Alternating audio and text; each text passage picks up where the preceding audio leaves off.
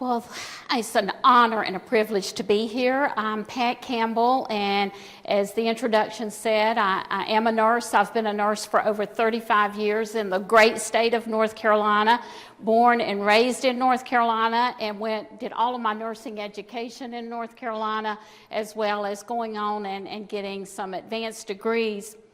I'm here as a member of the North Carolina Board of Nursing Board of Directors, but I also want to tell you that I'm also here as a full-time employee with Novant Health, based out of Winston-Salem and Charlotte, North Carolina, and I'm currently based in Charlotte. I'm Vice President of Women's and Children's Services there.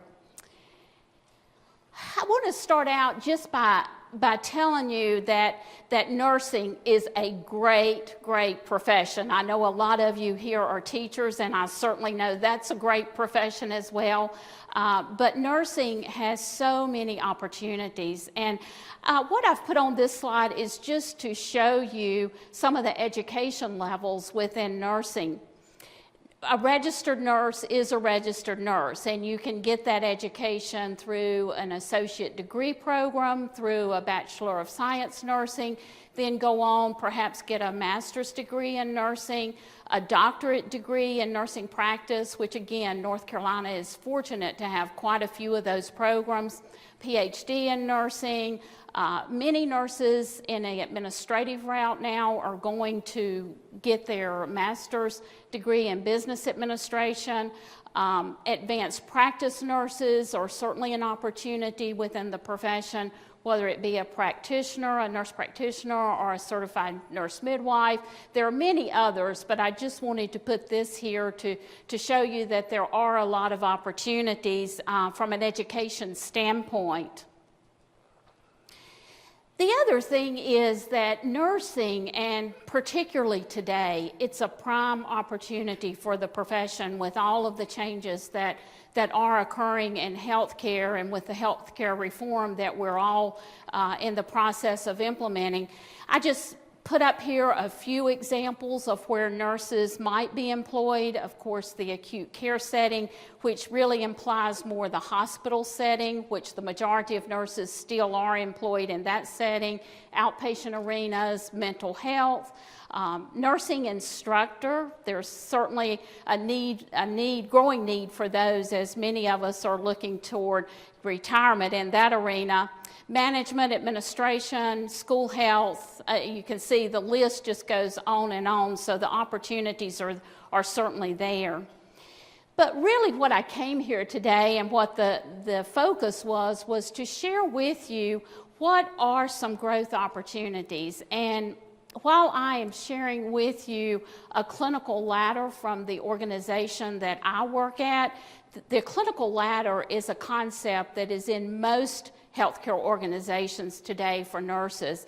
And the goal is to provide nurses with an avenue to grow professionally and to grow from their own standpoint without leaving the bedside. Because as we know, that need is certainly there. And to me, this has been one of the most positive things that has occurred in the field of nursing.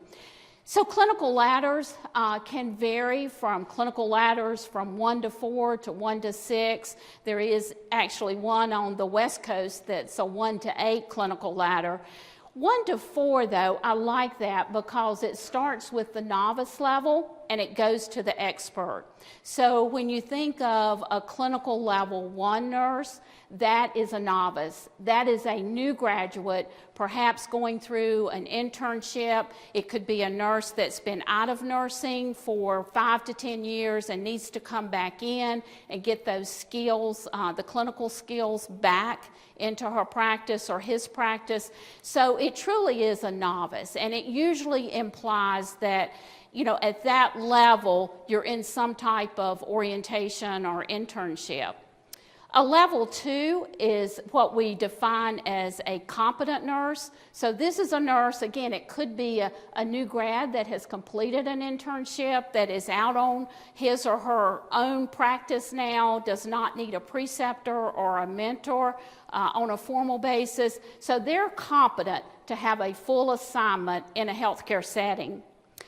Level 3 is what we call at our organization a proficient individual. So this is an individual who, by our guidelines, we have said has been within nursing for 3 years or more at the bedside practicing. It's also an individual who is taking on additional courses, who is taking on different responsibilities at the unit level, maybe involved in quality improvement, just a variety of things. So that level, and then level 4 is our expert level.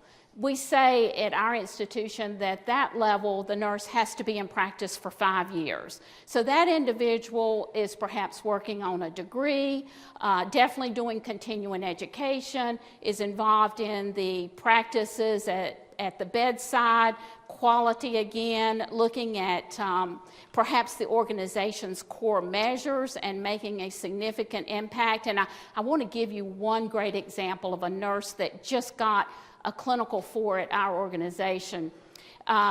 She worked in the newborn nursery and realized that to check a baby's bilirubin, that the instrument that we used was getting dropped and broken. It was costing the organization thousands of dollars because of the break of this equipment. So she, real innovator, innovated a plastic wrap that goes around these, and Rubbermaid has now patented that, and huge for our organization and other healthcare organizations. But I will tell you, that nurse had no problem getting a clinical 4 level when she went to apply for it. So what does that all mean? Well, for a nurse, it usually does mean an increase in pay if they are at a level 3 or a level 4, but more importantly, it means to them that they have met their personal and professional goals. And we educate our patients. They have a different name tag, so it identifies them as a clinical 3 or a clinical 4 nurse. So it does mean monetary, but more important, it means professional and personal goals. So there's many other examples of how nurses can grow and move within an organization. Some of them do involve monetary means, but others do not. So I do think that the teaching profession can learn something. It took nursing a long time to develop these ladders and different ways to award the bedside nurse.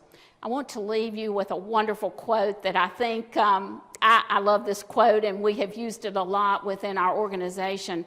A pessimist sees the difficulty in every opportunity.